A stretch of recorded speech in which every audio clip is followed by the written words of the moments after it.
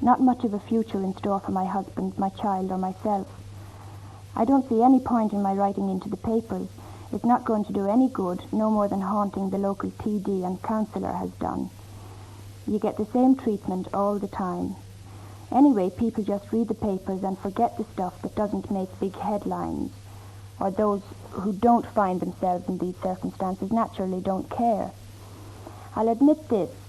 I realise the housing situation, as far as the corporation is concerned, is a big problem. It's a waste of time for young married people to bother. They say they have to deal with the big families, so unless every young engaged couple have saved at least £500 to try and put a deposit on a house, without having as much as a stick of furniture to go in it, they may as well abandon the idea of getting married at all. My opinion, it is the biggest problem the country is faced with. Homes for the future generation. A chance for the parents of the future generation. Emigration, it's not so much the single people anymore. It's the young married people who are giving up hope. 3 of my own girlfriends and their husbands, each of whom has a small baby, like myself, have given up hope and gone with their savings to America. I don't know why I'm still pondering. Maybe I will have to join my friends yet. I'm still trying to persuade my husband to hold on a little longer, that something will have to be done. Anyway, we're only a little more than halfway to the £500 mark. By the time we reach that figure, I shouldn't be at all surprised if they have the neck to raise it even more. It's all a race against time. You may as well bash your head against a stone wall. Instead of telephonists and farmers picketing government buildings, young people should be staging demonstrations about housing conditions. Something has got to be done. Ballymun, a corner of suburban Dublin. In 3 or 4 years, a whole new town will mushroom here. Now, Deputy Larkin, you're the chairman of the Housing Committee of Dublin Corporation, and can you tell me, why is there this constant backlog of supply being unable to meet demand? More people looking for houses than you have dwellings, houses and flats available. Well, this is a problem that is not new. It arises from the fact that many, many years ago you had a situation where there was very serious overcrowding in the city. You had a situation where, on an average, families of 6, 7 and 8 were living in one room.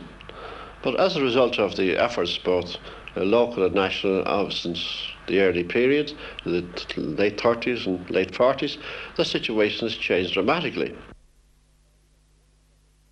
This is the site of one of Dublin Corporation's biggest and more ambitious housing schemes. More than 3,000 houses and flats, all of them with central heating, will eventually house something like 12 or 13,000 souls on this site. To those of you who are on the corporation's housing list, this activity will be a heartening sight.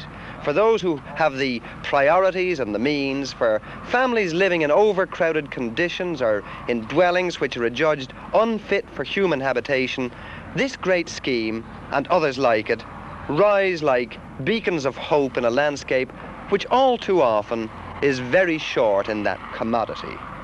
One of the problems in this situation is the delay in getting approval for acquisition proposals, for clearance areas, delay in getting approval for building schemes, the tender for building schemes, for developing schemes.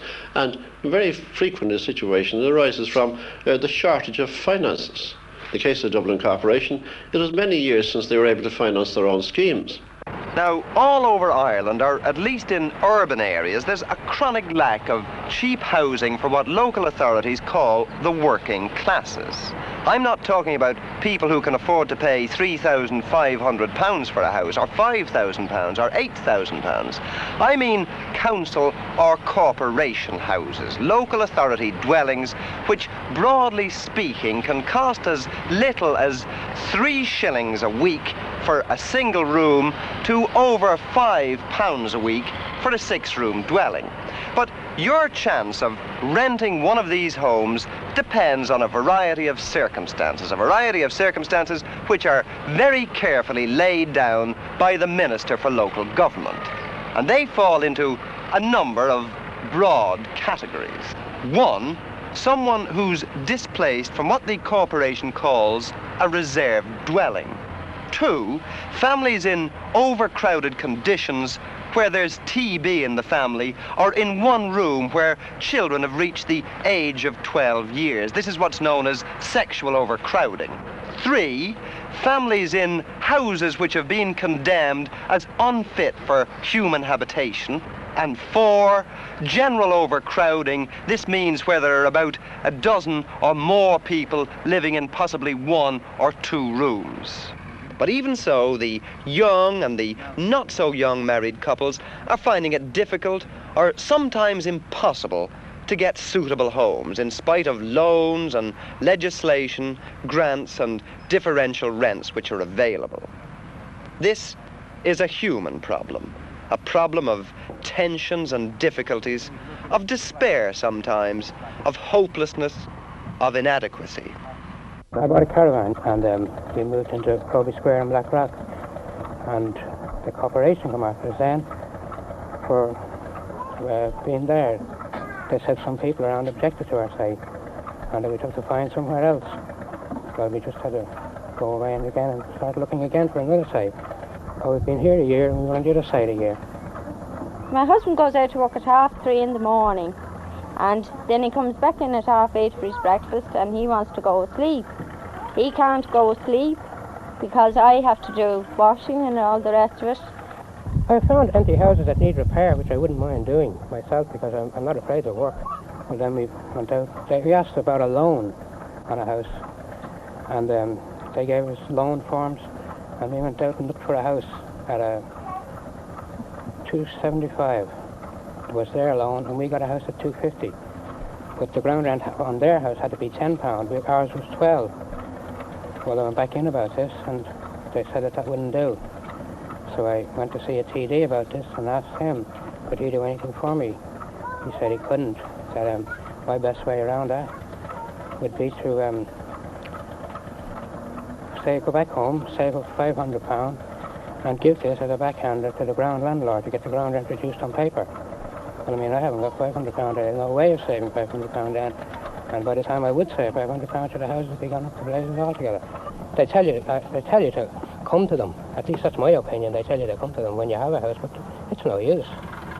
You just don't get anything. They've no time for you. They have their own houses and their own money, and that's all they care.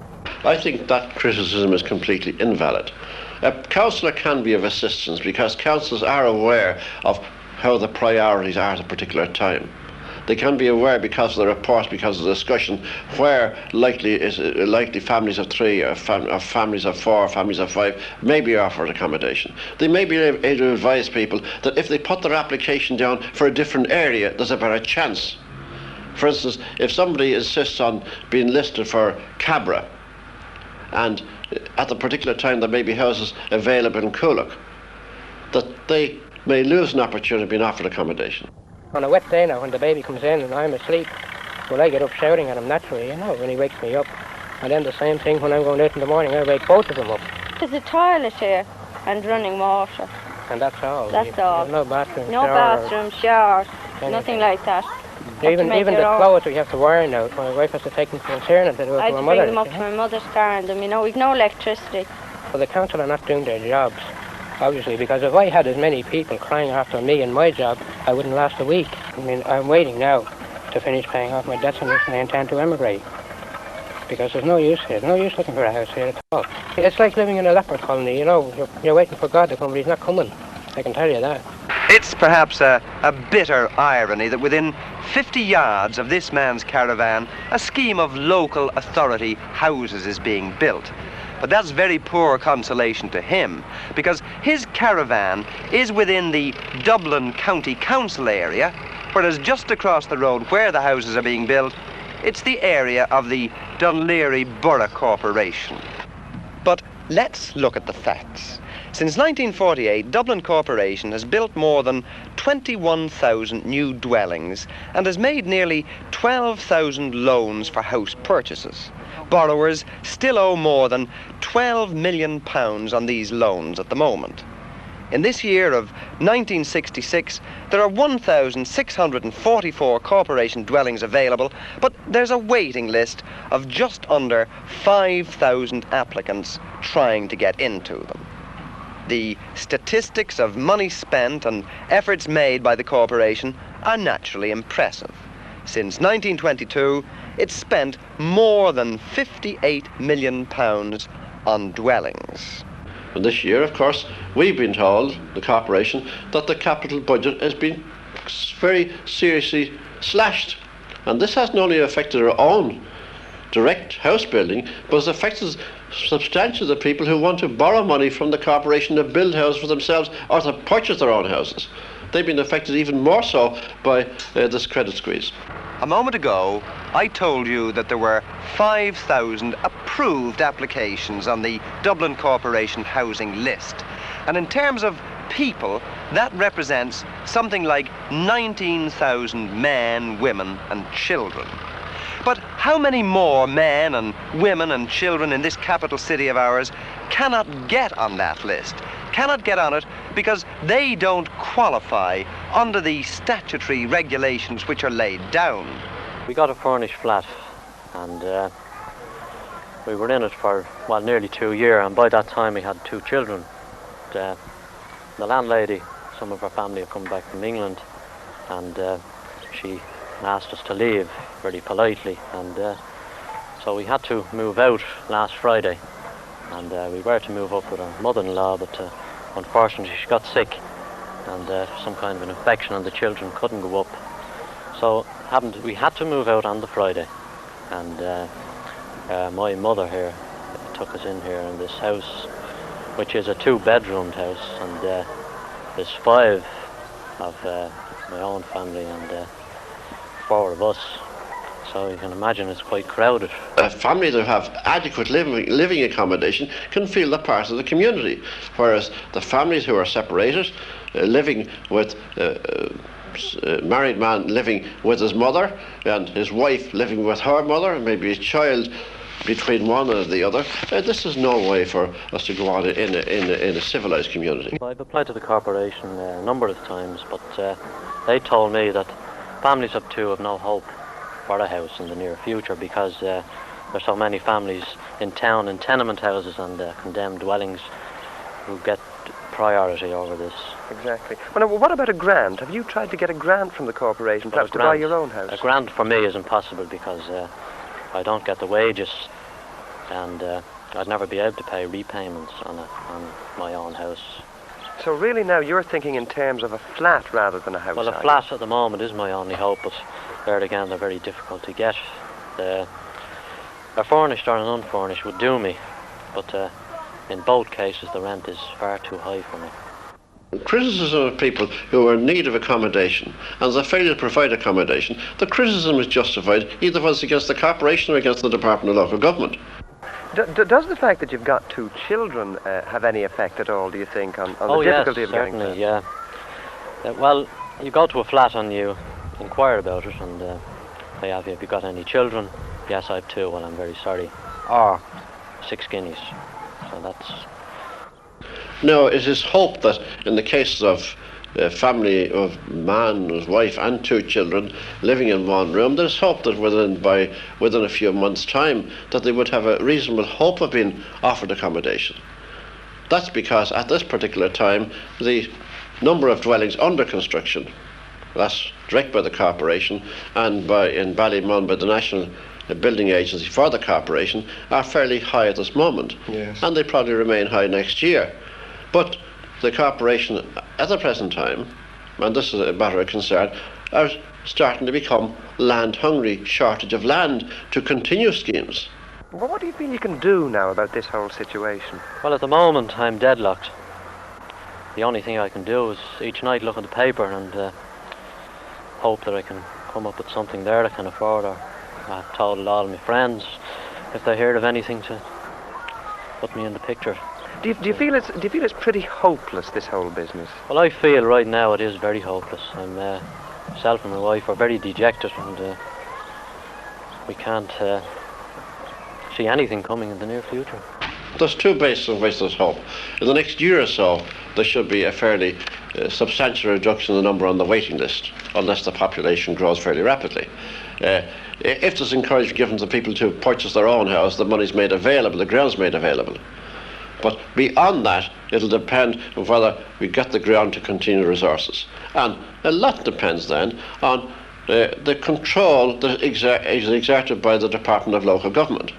Because there's no house can be built, there's no land can be acquired, there's no scheme can go ahead unless these schemes are all approved by the Department of Local Government. And in past years, the situation has been that the schemes have been held up from time to time because of political action in that department.